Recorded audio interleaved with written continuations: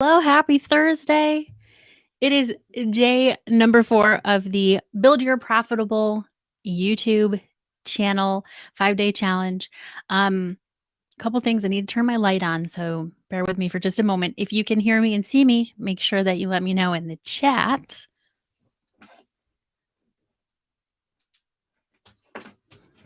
That's a little better, I think. I'm kind of shadowy, and I don't like the green behind me. Let's go with blue. Blue.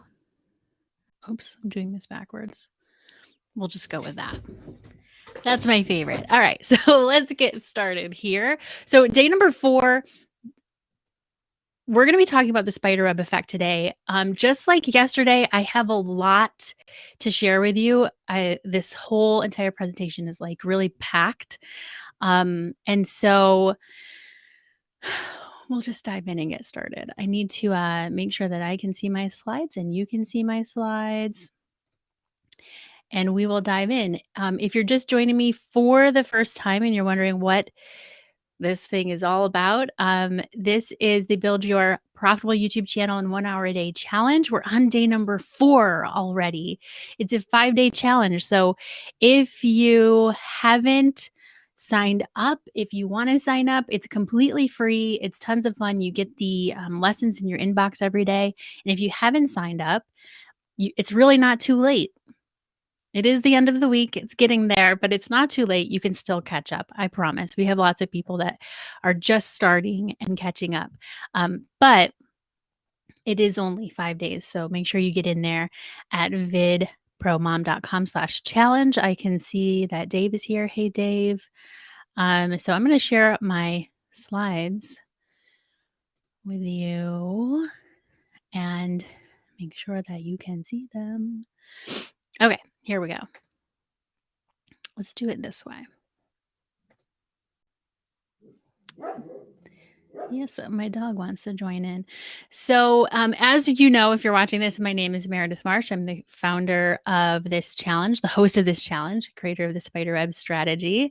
And today we need to talk about how to actually get views on your first YouTube videos so that your revenue flows. So this is a really important lesson because as we have been talking about throughout this 5-day started with who your channel is for, why it should exist, why people should even care, and also what's going to go on your channel. And a big part of creating a strategy for a YouTube channel is figuring out what are the videos that are going to go on the channel. What are the topics?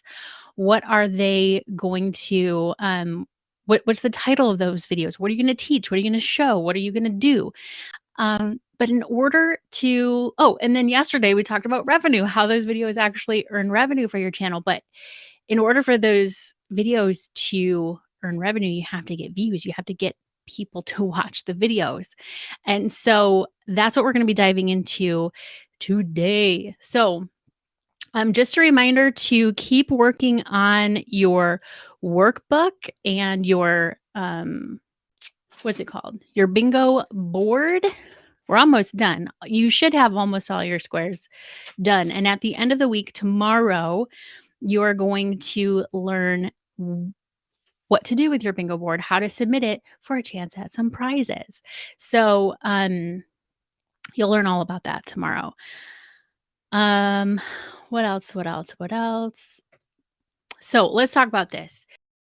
Creating a well-rounded YouTube channel is one of the slowest ways you can actually grow on YouTube, which sounds kind of wacky. So stick with me here, because at this point you have all these amazing ideas that are based on who your channel is for, what you're creating, how it's going to earn revenue. And in order for it to make revenue for you, you have to have people that actually watch those videos. So at first, it seems logical that the more topics you have on your channel, the better it's going to do, right? The more it's going to grow, the quicker it's going to grow, the more people are going to see those videos. It's like we have all these ideas. Let's cover all these ideas. Let's throw them up there and let's get started. But that actually has the opposite effect. Trying to create a well-rounded channel from day one is the slowest way to grow on YouTube. So believe it or not, if you take all of your video topics from this challenge, everything you have from your day 2 workbook and your, yeah, that's where all your topics are listed, right? Day 2.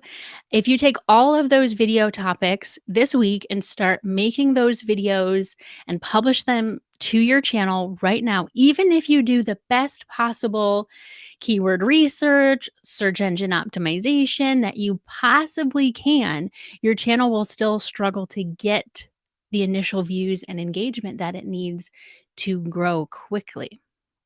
So, like, if you can imagine if you started watching a brand new TV show and you watch the first episode and it's like, let's say it's a crime drama, for example, like Law and Order, and you really like it. And so the next time the next time the show is on, you're really anticipating what happens. Like what's new with the character? You're expecting this crime drama, but instead you get some kind of historical documentary. Why would you come back and keep watching if the genre is different, the characters are different, and it's like a whole different vibe, right? You wouldn't. You wouldn't keep watching. So instead of taking all of your ideas and start bouncing around your ideas on YouTube just to get them all up there, just to like, throwing, what did they say? Throw spaghetti on the wall and see what sticks. Is that the phrase? Did I get that right? We need to make the spiderweb effect happen on your channel. That's how you can grow quickly on YouTube when you don't already have some kind of audience out there waiting for your videos. So, if you remember from the kickoff video, the spiderweb effect is what happens when every video that you publish on YouTube gets views and gains subscribers, even when your channel is brand new.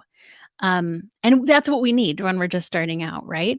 It's not like we upload a video and we just wait and see and cross our fingers, because remember, that's not a strategy, and hope that people watch it. The spiderweb effect is what happens when every video you publish gets views and gains subscribers.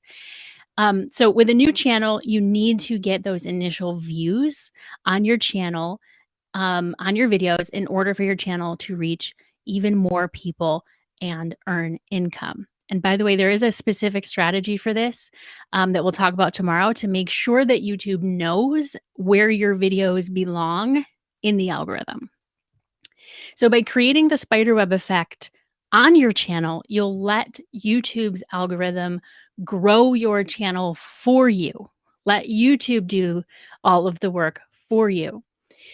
So the algorithm is kind of like, it's kind of like that one friend or family member you have that knows everything about everyone. Everybody has somebody like that in their family or friend group, or maybe it's you, right? When you see a vague Facebook post from someone, for example, you can go to that friend and say, "Hey, what's going on with so and so?"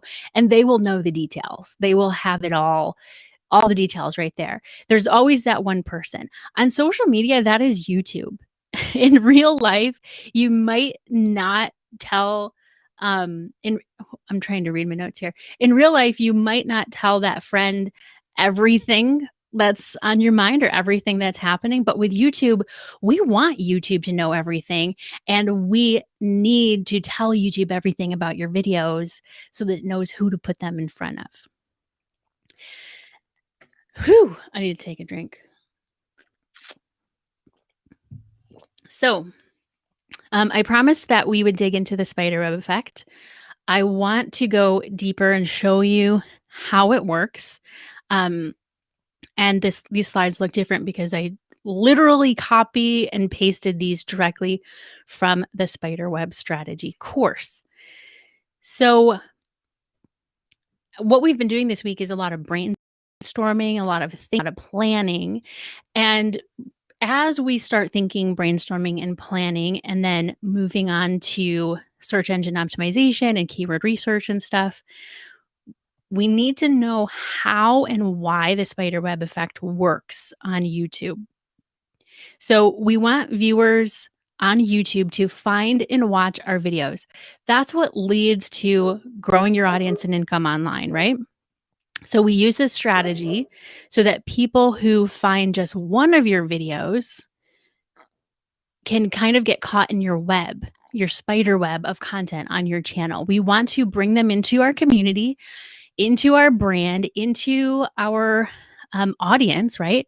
We want them to stick around. We want them to watch more of our videos. We want them to hit the subscribe button, or sign up for our challenge, or join our email list, or download our checklist, print out our printable. Like, there's all these things we want people to do. We want to bring them in. We want them to stay.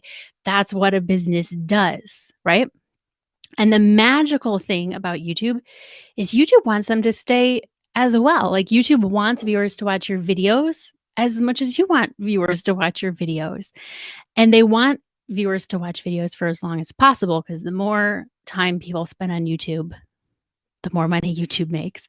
So it's a win for you, and it's a win for YouTube if you attract viewers and keep them on your channel watching your videos. So we want to create content that YouTube is like, yeah, so we want to send viewers to this person's channel because we know that those viewers stick around and watch more content and stay on YouTube longer. So the kind of content that YouTube wants us to create, let's just create it. So simple, right? So when we publish videos on YouTube, YouTube will go out and find viewers for our videos, right? Not really. Most people think that YouTube behaves this way, and that's why when they publish one video and then another video, even though they may be optimized for SEO, they may not be getting views or gaining subscribers. That's because it's actually the other way around. YouTube is looking for videos to match to its viewers. So for every user on the YouTube platform, everyone that opens YouTube up on the app right now or goes to youtube.com right now, for every user on their platform, the algorithm is trying to predict and figure out, what does that person want to watch? What are they going to click on and watch? Because when the users are consuming the content, YouTube is making money. So it's trying to predict what to put in front of every single person to get them to watch more content. So YouTube wants people to watch your channel as much as you do. And using the spiderweb effect, we can do some of the heavy lifting for YouTube and make it easier to pair viewers with videos, with your videos, right? As I go along here, by the way, don't be afraid to let me know in the comments if you have any questions. I have a lot to cover. I'm already out of breath. So to help YouTube know who you are, what your channel is all about, and who your videos are perfect for, we need to fill out your niche on YouTube like a spider web.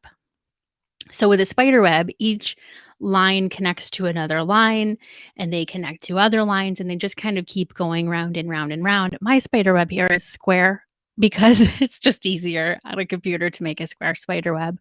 But they can be any shape, right? So they keep going round and round, and a spider web is literally like a net, right? It's a net to catch things. It catches things that fly by. That's how it's designed. And we can apply that to our YouTube channel. So the spiderweb effect is a tool and a strategy. I'm going to give you an overview of the strategy and how to use it as a tool at the same time. So stick with me on this, because the real benefit of the spiderweb effect is that you'll know which topics are worth your time to create on YouTube, which ones will actually grow your audience, which ones will actually lead to revenue, which we'll dive more into tomorrow when I show you how to make the spiderweb effect work on your channel. So if you think of a random viewer on YouTube, they're searching up something, they go to the search bar, they're looking for something specific, and let's say it has to do with your niche. That viewer finds just one of your videos. All it takes is one for the spiderweb effect to work. So they find one of your videos and they're like, "Oh, this is exactly what I was looking for." And then they go to your channel and they realize you have lots more videos on the same or similar topic and they stick around. So they watch one video, they find it through searching, they watch that video, and now they either go look at your channel, see that you have other videos, or YouTube, the way that the algorithm works, the recommended algorithm works, is YouTube is actually going to pop the next video up for them and say, here's another video you might like. You want YouTube to recommend your videos to people. So they literally get caught in your web of content. So we want to build this spider web of content on your channel, one strand at a time, one video at a time. They're all related and they're all connected. And that's how we can make it easy for YouTube to know what videos to suggest to the viewer next. Because ta-da, we have lots more content on your channel that the viewers are going to be interested in. And YouTube doesn't have to work real hard to go find them because they're all right there on your channel. So each section of the spider web is like a category. And if we use the example of gardening that I have been using this week, let's say I was going to start a gardening channel, and this is, like I've said before, it's just an example. But let's say I want to do vegetable gardening and container gardening and create a cutting garden and herbs to start with. That's a gardening channel, right? And you might even see how some of these could even be kind of broken up even more into subcategories. They're kind of niched down even more. And so, like container gardening, I have indoor container gardening, outdoor container gardening, or patio gardening. And I'm thinking as the creator of this channel, I just want to talk about gardening. I want to be known for all of the gardening things, all kinds of gardening for all kinds of people, for everyone. Everything is like gardening, gardening, gardening. So let's just say that last week you published a video about the best planters for patio gardens. That's nice and specific, right? And you can see that the pink dot there in the spider web is there. That pink dot to the left of the black dot that says gardening. That's our best planters for patio gardens video. And so this week, because you want to have a well-rounded channel about gardening, this week you're thinking, all right, I'm going to do a video on how to plant vegetables from seed. Now that's a yellow dot up there in the vegetable gardening section. And we go round and around this spider web. So maybe in the next week, it's 5 easiest herbs to grow as a beginner. And you might be thinking, that makes perfect sense. Look how we're building the spider web and we're going around and around about this gardening niche. And it's all gardening, but it's also all over the place. And the problem with that is because if one viewer, if 100 viewers or thousands of viewers, let's say they find that patio gardening video through searching, they searched for best planters for patio gardens or whatever it is that you called it. They find your video, they click it, they watch it, which is one way that we want people to find us on YouTube is through those search results. It's really helpful. It's exactly what they want. What are the chances that that viewer is hoping that your next video is a video about how to plant vegetables from a seed or how to start growing herbs as a beginner? It's possible. It's possible, right? But we don't know that. Who knows? For all we know, none of the best planters for patio garden people are interested in growing vegetables from seeds or growing herbs, right? Maybe they just want a cute patio. So you might think, okay, well, what's the big deal, right? So the patio garden people don't watch the vegetable video. They just don't watch it. It's not for them. They don't watch it. No big deal, right? And there's 2 problems with that. One is that if they do click on the herb tutorial or whatever the next video is, and they're like, well, this isn't what I wanted. They click off, they don't watch it, they go watch something else. And they're thinking, I thought we were doing patio gardening, right? So they go watch something else. What does that tell YouTube? That tells YouTube that the herb video is no good. These people who have already watched your videos are clicking it and then leaving. They're not watching it. They're going to watch something else. YouTube is looking at just at the data of that and assuming there's something wrong with this video. Nobody watches it. It's boring. It's too long. It's, something is wrong with it. And that's going to hurt your channel overall because they have no reason. YouTube has no reason to share that video to more people because it has already seen that your audience is clicking off and not watching it. The second thing is, and this is really the more important thing, I think, is that by not making another patio gardening video or something directly related specifically to patio gardening, or small container gardening or gardening in small spaces, for example, you're missing out on a huge opportunity to serve up content that the viewers you have already attracted want to watch. So this is how the spiderweb effect affects your channel. I keep trying to rewrite that sentence so I'm not using effect and effect next to each other, but I can't figure it out. So just like a spider weaves their web to catch bugs so she can eat them later, you want your YouTube channel to essentially do the same thing. So the pink dots here on the screen are videos, and they're all within one section of your spider web.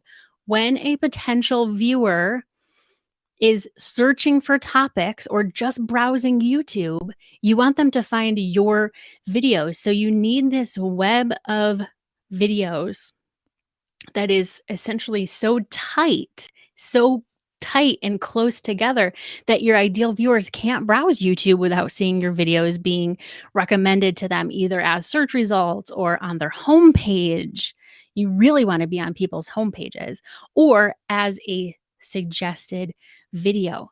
So you want to have that tight web. And when your video topics are scattered, when they're well-rounded as a brand new channel, there are these holes and gaps in your web of content, and it's just not a tight web enough to catch large amount of people to grow your channel quickly. It's really, it just turns out to be like just a one-off video about patio gardening, like big whoop, right? People have no reason to stay. So remember, YouTube wants to keep people watching YouTube videos. So this is how you gain traction quickly. You give YouTube what YouTube wants by starting with one section, one video at a time, and building out your spider web. So, how do you know which of these videos, which of these video topics, or which section to even start with? Are there some topics that will gain views and subscribers faster than other topics? And like, are there certain things that people are searching for way more than others? How does YouTube know to bring certain viewers to your videos? We have a specific strategy for implementing this on your channel so that the spiderweb effect can take place. That's what we're going to get into tomorrow. So your homework and your workbook for day number 4 is a big blank page. And so continuing on with this gardening example, you have a blank page. You're just going to categorize all of those video topics that you came up with on day 2 or day 3 or wherever it was that you were at with those. So you have a whole list of topics and ideas, and they might still be very general, very brainstormish. They may not be specific. You may not have a perfectly crafted title yet. That is fine. You don't need a perfectly crafted title yet. But you're going to categorize them. So with the example I had for all of my different video topic ideas for this fictional gardening channel, container garden is a category, cutting garden is a category, growing herbs, vegetable gardening, those are all categories. Those are going to turn into the sections of the spider web. Are you guys tracking me on this? You following along? So your homework is to do that page 4 of the workbook and just categorize your content, categorize your video topic ideas, and just break them up, put them into groups. It should be pretty simple. And you may actually come up with some other video topics as you start to categorize, as you start to realize, oh, there's a bunch of other ideas that should be in this group. Throw them in there. And I think I also, in the lesson that went out in the email, I might have had you circle the category that seems like the most exciting to you. I can't remember if I had you do that or not, but whether I did or not, be thinking about which of these categories do you feel most excited to create. I know I have that as a mystery task on the slide, but that's not what I have on my bingo board for the mystery task. So, what are you most excited to create content about? Which category, if you could only pick one right now, which one would you go with? And so then you can post that in the Facebook group. The mystery task for today is, I guess we'll just call it just to do that. Circle the one that's you're most excited about and post that in the group. What I also really wanted you to do is include a question, something that is still missing for you with this whole process of building your profitable channel. Because tomorrow is day number 5 and it's a 5-day challenge. So I want to make sure that you have clarity on everything that we have worked through so far. And I want to make sure that I answer any questions that you have remaining on tomorrow's live stream. That was your actual mystery task for today. So I guess that's just a bonus one. Let me just look through. What else do we have here? Yeah. So same thing as I've been saying for the other 3 days. If you get stuck, ask for help, post in the group. And tomorrow I'll be back here again at 1 p.m. and we'll be talking about the 5 phases of the spiderweb strategy so that you can make the spiderweb effect actually happen on your channel, and like how to figure out which of those topics are going to be the best ones. When I say best ones, I mean there are topics that we know, we can tell from keyword research, we know that people are searching for these things more than some of these other things. So we want to get started with the ones that are the most viable, that are going to get the most traffic, the most eyeballs. When you're just getting started, we want to get that traction really, really quickly, because the sooner you get traction, the sooner your channel will grow, the sooner it will be a profitable YouTube channel. So that's what we'll be talking about tomorrow. So Brandy was just watching day 3 and made it to the live today. Awesome. So you must be all caught up. You must be all caught up then. Let's see. So this is exactly why I'm here. I found your ScreenFlow 10 video and subscribed. See, like case in point. Case in point, Terry found my channel by searching through ScreenFlow. Am I talking about ScreenFlow today? No, this has nothing to do with ScreenFlow, but she found me for one thing, and here she is. She's still here. She may have hopefully watched some more of my videos. That's how she found me though, right? It only took one video. Thank you, Terry. So to achieve this, would the amount of times you upload help this? I try to upload 3 times a week and sometimes I struggle. The amount of times you upload is kind of like whatever your own personal bandwidth is. So the more content you have on YouTube for YouTube to find and recommend to its viewers, then the more content you have, the bigger your library is, the bigger your spider web is, the more opportunities you have to get more views.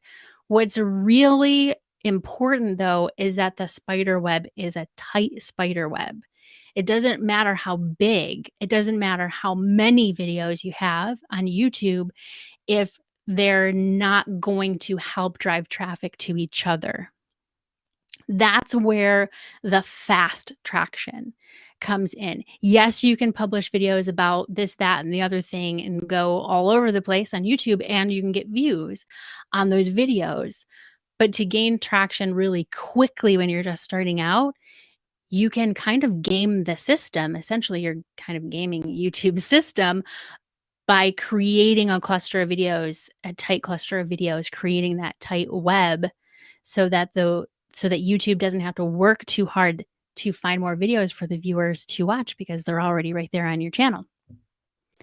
So, as far as how often to upload, this is like such a hard question. If you can do once a week, then I think you're doing really well. If you can do more than once a week, I think that's amazing. I hope you're not killing yourself to try to get that done. If you can't publish once a week, then publish however often you can. Like, uh, once a month is better than 0 times a month, right? So, just do the best you can with that. Is it better to keep a consistent posting schedule? Um, I think logically, yes, it's better to keep a consistent posting schedule, but same thing like with what I just told Brandy. Um, I think anything you can do is better than nothing. So if you can't be consistent, I don't want somebody saying, well, I can't be consistent, so I'm just not going to do it. I'm just not going to start a channel because then I have to upload every single week. That's not that's not true. That's not true. You could create some content, create like 5 videos, 6 videos, publish them, and then take a little break, and still the algorithm will do its thing. It is better to stay consistent with anything, right? Like, is there anything that does not benefit from us being consistent, like sticking with it, right? But it's not the end of the world. It's not a deal breaker if you're not consistent, in my opinion. Let's see. When should you branch out and work on a different section? Dave, that is such a good question. When should you branch out and work on a different section? I think there's a couple different ways to go about it. One is when one section is kind of like complete, when you feel like you've covered everything that you can cover. Or I think a better way is to wait until you maybe get a question from a comment that's like, well, what about this? Or what about that? And use that as a launching point. Like, if this one viewer asked that question, there's probably other people that have that same question. And so that's a good indication that you should do a video on that exact topic. So if it's in a different section of the spider web, for example, that might be a good time to do it. And there's nothing, I'm not going to come along and slap anybody for making a video outside of the section they're supposed to be working on. So it wouldn't hurt to just every once in a while throw a video up that might be in a different section and see what happens. See if, does it get views? Does it gain subscribers? Are people interested in this? But I would give it some time. I would say like maybe 90 days in, 6 months in, stick to the same spider web and kind of see what happens. In an ideal world, those videos would do so well that they would spawn new video topics that are also related, and it just kind of becomes a snowball. It becomes a big snowball effect. So, also, another time to switch to a different section of your spider web is when you've been working in one section of your spider web and you decide This is really boring. I don't want to talk about this anymore. Don't keep creating content about things that you don't want to talk about anymore because guess what? At some point, you'll have to stop. Like, you either have to keep talking about something you don't wanna talk about, or you have to stop. So, when you get really bored, and I mean, like, not just, "I'm bored this week of this," but, like, week after week, "I'm bored of talking about this topic." Don't create a business around something that bores you. That's not a business that you want to have. So, um I would say that's also a good time to switch to a different section of your spider web if you get to that point. Alec is here. Hello, Alec. Bethany wants to know, where are you? I'm at home in my office. Um, where are you? All right. So, how long should a video be? Knowing this will help with the breakdown. Yeah. Um, How long should a video be? There's no such thing as a video that is too long, only too boring. So make it as long or short as it needs to be complete, if that makes sense. Um, which is I know, a really vague answer and probably doesn't make sense at all, but I like to shoot for 5 minutes, 5 to 10 minutes. It is a little bit of a personal thing to figure out what works for you. I wouldn't make a video that's less than 5 minutes unless you're doing a YouTube short, which is a completely different thing. That's a whole other challenge. I don't have a challenge about that, but if I did, it would be a whole other challenge. So I would shoot for at least 5 minutes, and if it's longer than that, that's fine, as long as it needs to be longer than that. 5 minutes, 10 minutes. But it totally depends. It totally depends on your niche and your type of videos. There's lots out there that are 30 minutes or more. So if it makes sense, then go ahead and do it. But the longer your video, the longer it's going to take you to create, generally, right? And so the longer it is going to be, the longer it's going to take you to shoot it. And if you have to edit, and if you edit a lot, like I do, um, like, what I mean is, if you have a lot of takes, if you screw up your words a lot and there's a lot of editing involved, which is what I have to do, then the longer the video, the longer it's gonna take to edit. So you can kind of keep that in mind as well. Should we upload several videos at first? So what I like to do and what I recommend for my students in the Spiderweb strategy is to plan about 5-ish videos at a time, because when you go through the process that I teach for keyword research and search engine optimization, when you go through that process, it's kind of like, why do that for only just one video if you could do it for 5 videos at a time? And so if you can plan your videos and you can optimize 5 videos, and then if you can take some time to create or at least shoot those videos, then you're so close to getting them published that if you space it out, so you publish one this week, one next week, and so forth, if they're ready to go, then you have 5 weeks to figure out what your next videos are going to be, or perfect your workflow, get faster at creating them, get faster at editing them. That to me is what makes sense logically in my mind, but it's, again, I'm not going to come over and slap you if you upload them all. But then what are you going to do next week? That would be my question. What are you going to do next week? Personally, I like the rhythm of publishing once a week when you're first getting started. And so it just kind of makes sense to plan a batch and then publish them one video a week and then kind of keep going from there. So yes, your videos from years ago helped me upload a video last week. Oh yeah. Okay, awesome. So videos that I published years ago helped Go Check 'em Go. Yeah, Go Check 'em Go. Um, to do something today. Like that is the power of YouTube. If I had uploaded content to like Instagram or something years ago, nobody would have found it and used it and actually found value in it.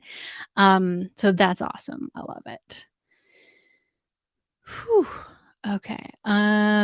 Lorraine, I have seen growth on my channel, but couldn't understand why. Ooh, unexplained growth. That is like so exciting. Besides the fact that it's got good info, you explained it today. I have created a web section without even knowing it.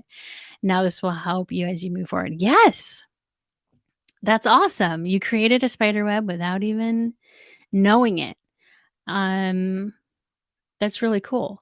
And one of the things that I teach with the spiderweb strategy too is how to look at your analytics. So, like you said, it was growing, but you didn't know how or why or like what was going on.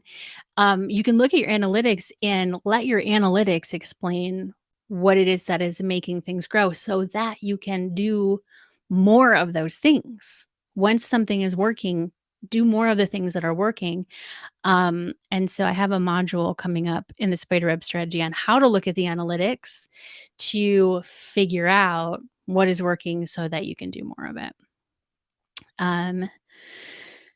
Andrew, who is on vacation, when you say section, something like a beginner or 101 series, and then build on that. It could be, that could be a section of your spider web.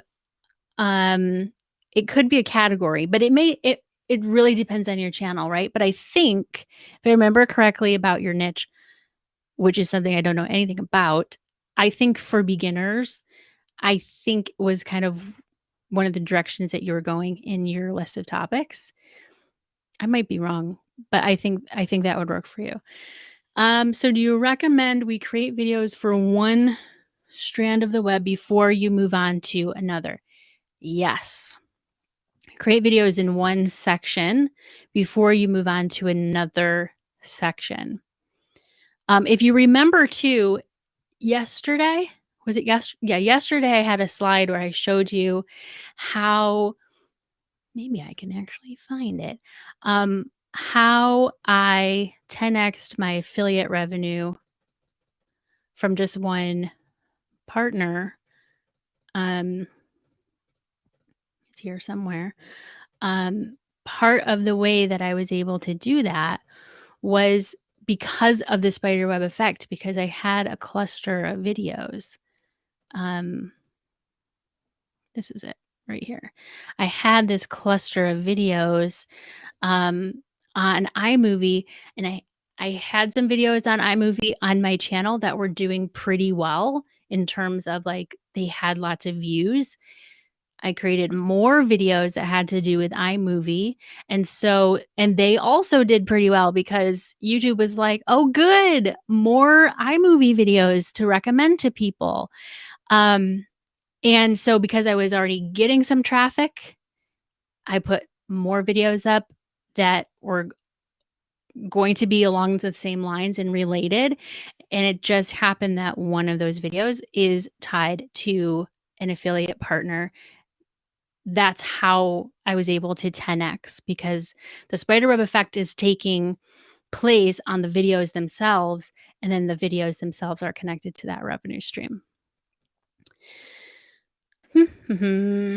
Okay, so my previous videos are all over the place. Should I delete some of those videos and clean up the playlist? Some of them are outdated. No, don't delete anything.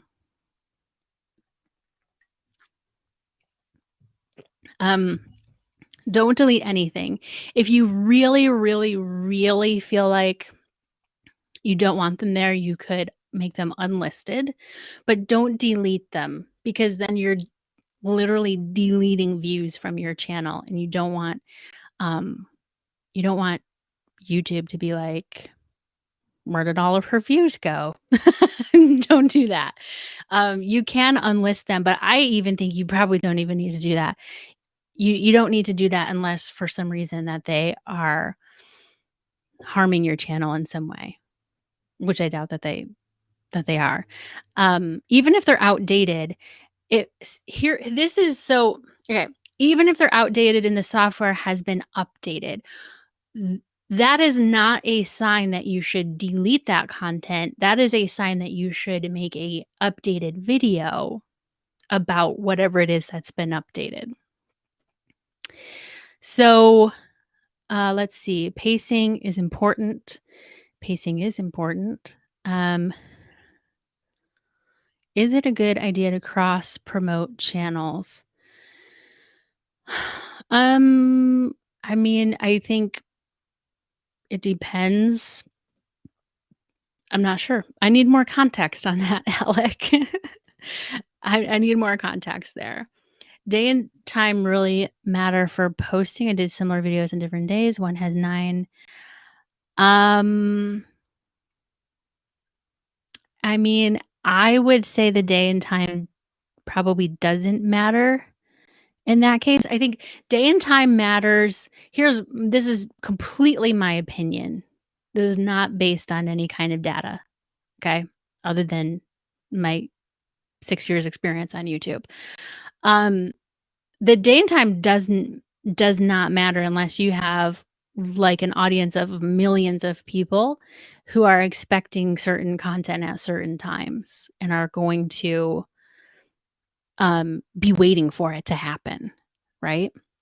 So the difference between 9 views and 40 plus views probably has to do with how the video is ranking in search results or what other channels or videos are recommending viewers, suggesting viewers through the recommendation algorithm.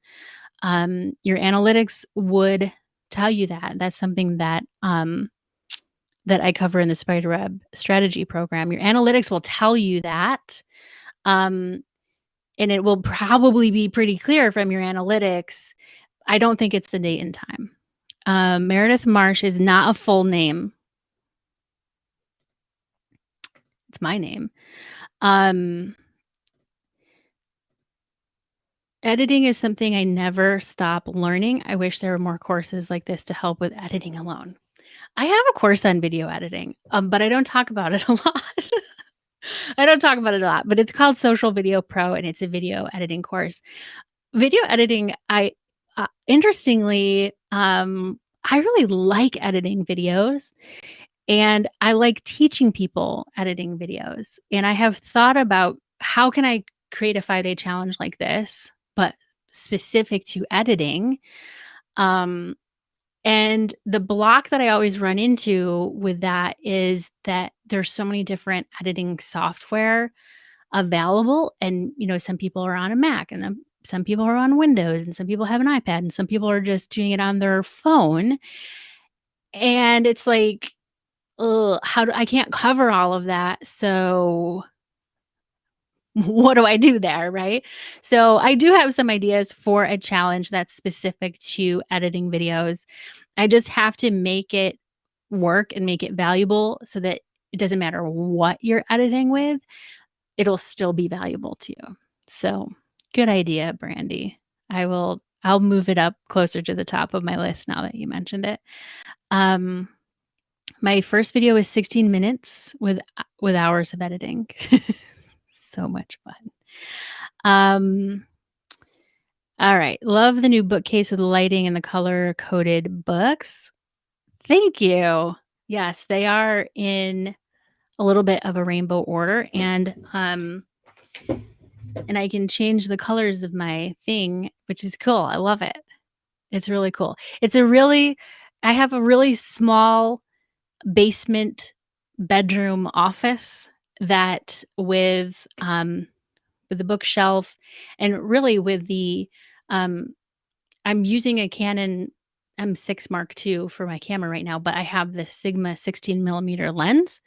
And so it's really, the lens allows me to make it so that it looks like I'm in a little bit more of a spacious space because all the stuff back here is blurry, but it's also right here. I'm like touching it.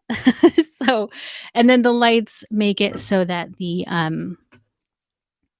I don't have the lights, well, I have a light shining on me, but with my like regular YouTube studio lights on, my skin is the same color as my wall. So don't paint your office the same color as your skin. That's not a smart thing to do. So the color helps me, I think, stand out a little bit more. So thank you, Dodge Media Productions.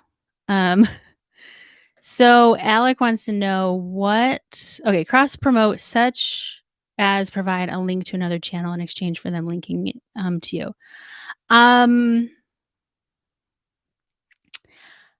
In similar but different channels. I mean, I don't think just linking to other channels is gonna do anything for anybody.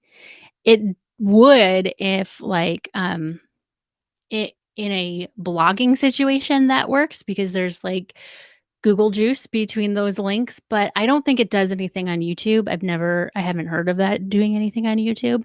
It would probably be better to do some type of, like, a collab video where there's different ways to do a collab, but where you do a video for their channel and they do a video for your channel, as long as your audiences overlap, if you're talking to the same people, then not the same people, but similar people, you can kind of get each other in front of your audiences, and then they'll go over and subscribe. That's kind of the idea behind a collab. But I don't think linking will necessarily do a whole lot. Okay, using Samsung for filming, editing, and uploading. Would having an actual camera be better? Not always, not necessarily. I think some people it almost every answer I'm giving is like, it's totally up to you. If having an actual camera you feel would be better for you, if you think you could make better videos that way, then fine. But if it's going to make your process harder, make the workflow harder for you, and thereby slower for you, if it's gonna slow you down, then I wouldn't worry about it.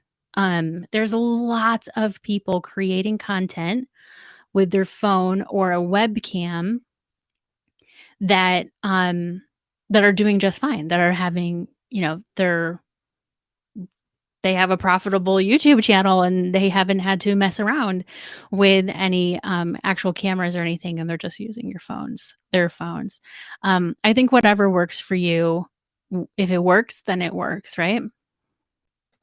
I deleted a video that had a copyright infringement on it, even though it was free music track. Oh, yeah. Was it a bad move? I don't know. I mean, you can't go back and undo that probably. So it probably wasn't a bad move. It blanked out part of the sound. Yeah. No, it probably wasn't a bad move as long as it wasn't like the most highly watched video on your channel, which it probably wasn't. So you're probably fine there. In my YouTube community, giving shout outs are always happening to support each other, which is awesome. Yeah, shout outs are a really good idea for building community. If